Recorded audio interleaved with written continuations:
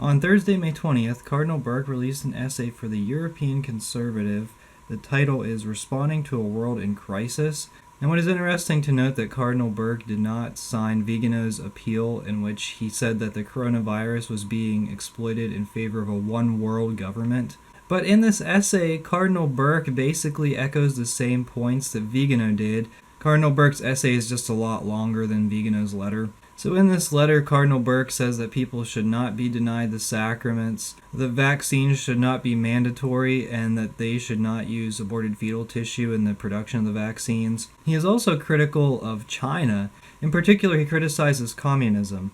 He says that President Xi has made it abundantly clear that the only acceptable religion in China is China. His government is based on the idolatry of the nation.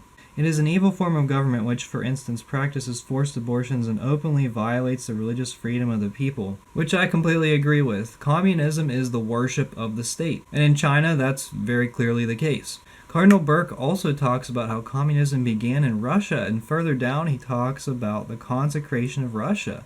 And he says, quote, "The consecration of Russia to the Immaculate Heart of Mary is more needed today than ever."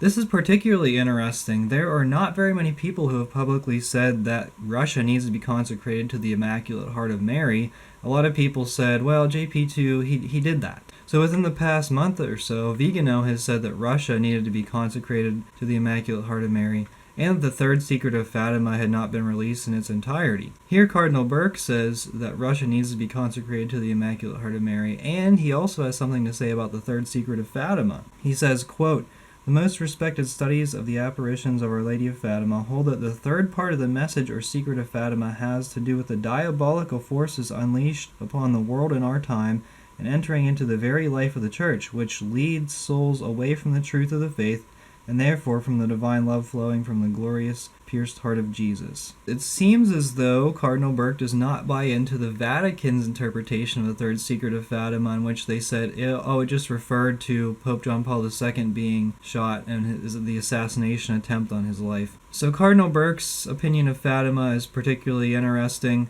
I will link the article below for you to read the full text.